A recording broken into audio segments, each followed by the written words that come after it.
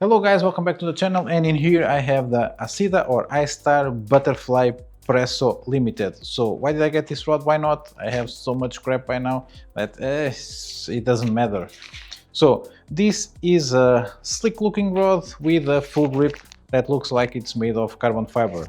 But to give you a closer look and why did I choose and all the specs about this rod, we'll need to go to the table. And now that we're on the table, I can tell that this rod is offering right now on AliExpress at around 40 to 45 euros. I think this is a 2 series rod because the one with the full grip, I think it's the Butterfly 2. The first one has the engraved butterfly. This one just have some epoxy work with the letters air inside of that epoxy or clear plastic work.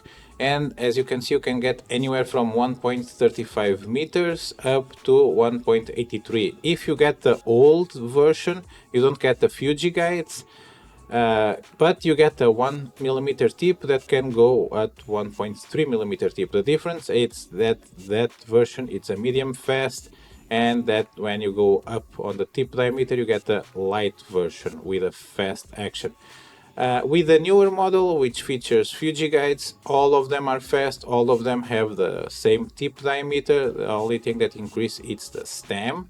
So I have the 1.68 meters, which should be around 99 grams. It's good to cast from 1 to 8, and the line should be from 2 to 6 pounds. The other version you can get from 0.5 to 5 grams and 2 to 10. So this one stays bang on the middle, and I always prefer a full grip, especially with casting gear as I have in here.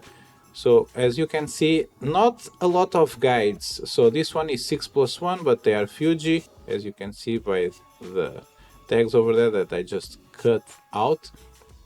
And I've had this rod for a long time, but again, there's so much stuff that I have to go through that sometimes some things stay behind. So let's unpack this rod. I have to say that this one, it's actually quite nice because I think I got a sweet deal. I pay like something like 25. Oh, there's a fly. Jesus, they are so annoying. So I think I paid something like 20 something euros for this one, and you even get a ratchet adjustment knob for your reel seat.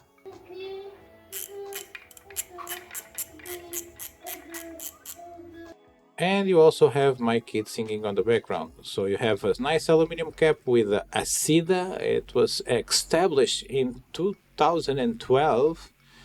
And you have one guide on this bottom part of the rod. It feels quite nice on the hand, that I have to say. I'm not one of the guys that hate on the carbon full grips. So the fit of the two parts is also quite good, I have to say. Fishing this rod for I would say a solid 12 to 16 hours. Yeah, I would say it's quite good. And then you have the guides that are also well put. You have no blemishes whatsoever on the epoxy work, and the tip should be around 1.2, 1.3. So it will then taper to the claim 1.1 millimeters. For some reason, in some aspect of Dumbassery, I didn't weigh this rod on camera, but mine, it should weigh 99 grams, mine weighted 98 grams. So sorry for that being missing, but it is what it is. So 6.5 millimeters on the stem near the reel seat. And there you have all the things that you have to know. 1.68 meters power, ultralight, fast action, 1 to 8 grams, and the line 1 to 6 pounds. So I would say the guide count is not that impressive, but as you will see, fishing with this rod, you really don't care about it, because it's not... I've had rods with more guides that perform way worse on the line management. So this is me trying to fish for chub. This is late March, and you can see the water level is just dreadful. As I stated in previous videos, it's awful. They are not and I'm still with allergies, that's why I'm not speaking on the videos.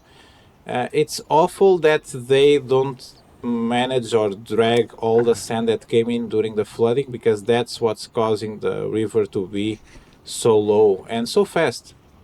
So this is the chub I've got on a whole morning of fishing. And I caught it in a 1.5 gram spoon. So the Histar that you see here, it's already with the upgraded bearings. And I'm also testing it, and I have to say that it went from a solid caster, one of the best casters on the lighter weight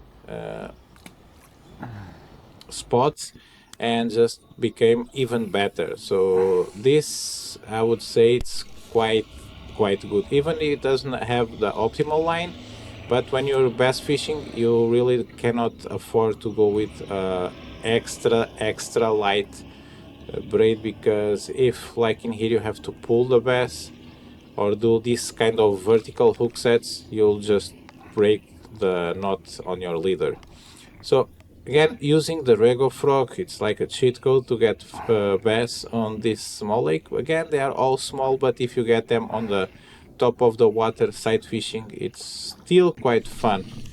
And I'm now, I would say, more confident on catching the few big ones that we have on this lake. So just a quick compilation of me catching the bass on top of the water. So another one. The good thing about this rod, as you can see, at most of the time you don't have any line touching the blank itself, even with the guides being so far apart, because there's 6+1 on this rod. Almost a spinning rod count of guides. And the rod is sensitive enough for me to be able to hook fish that I'm not seeing, but still strong enough to hook them, which is a nice thing to manage on this type of rod. Because I've brought rods in here where they are good enough at casting lower weights, they are sensitive enough, but then you have to really push to set the hook in on these bass. So that's quite good, I have to say. And you can hear the frogs just chirping away, and you can see the bend on the rod. It's a proper ultralight rod, but it's still good enough where you can push these bad boys in. And by bad boys, I'm not meaning this one, because look at it, it's just, this one has a stick on the mouth. So let's take out this frog. So these frogs work awesomely. They are just so good. The one thing that you have to keep in mind, and it's that they don't last forever, because they get so many bites. So if I were you, I would just order the solid one color pack if you're trying to fish, because if you order the 2 color pack and you have like a lock-in in one color, because the green one, it's basically the one that works best for bass. At least on all the bodies of water that I went in, just get the green one. And in here, I was just locking in on a big one, and you can see it, I think, on the top half of the screen, a close-up, and I'm just trying to catch, top water there. And I'm just working my way. I think I spent like 5 minutes on this guy, trying to get him to bite. One weird thing is that on this lake, I never saw this year spawning bass, so I don't see any eggs, any like small fish, and oops, oh, there it is. You can even hear the drag, and it's just hook. And now I think, Jesus crap, there's some sticks over there, and I have an ultralight rod, and the bass is on the sticks. So what do? I think, and I pull it over the sticks with this rod, so not that bad. And you see the rod bending over there. Don't worry, that's I would say a bit of an effect of the wide lenses that I have on my DJI action cam. So look at the size of this fella on this small lake. I quite like it. It's quite a decent sized fish for here, and a decent sized fish for this rod. But this is not the only big fish that I've caught on this rod. So stay tuned for the end of the video because there will be another big one coming, and there will be a members only video on my secret spot where I've got an even bigger one. And by bigger I mean, I would say double the size of this one, maybe triple the weight of this one. So quite happy with this catch. So let's put this guy back on the water where he needs to be and take out the Rego frog. So one thing that I have to say on this lake is that this frog works very well, but not as good. See how healthy it looks. No, the one weird thing about this one is that it doesn't have the spots or the line, the black line on the dorsal, which is quite weird, I have to say. So now I just went back to the small ones. Still very satisfied with the performance of the rod and the reel. As you can see, I can even hook them with the reel itself. So fishing, just speed up through here because I think the bite is just dying a little bit. It's too late, the sun is just over the top of the lake, which means one thing, that the fish are starting to die down on the bite. And in here I just put a spinner thing, like sort of a spinner bait. I think these ones are from Zukibo, with a 1.5 gram jig head with a size 6 hook, and a curly tail from Super Continente, the smallest one, I think 25 or 35 millimeters, I'm not sure. And again, I just look up a big bass over the right, and I'm just passing through it trying to catch it. Why did I put a spinnerbait? Because bass in here will target smaller bass instead of frogs. And I hooked another one. You see the bend on the rod? Quite nice. And now this one will be much easier. You can also hear the alarm going off while I catch this one. So you know it's time to go home. It's lunchtime. That's why the sun it's over me and why the fish bite is starting to die down a little bit. So let's grab this guy, and alarm goes off. And as you can see, this one has the black spots on the door, so that sweet black line from the largemouth bass, as they should have, or they usually have. So time to pack, go home. Okay.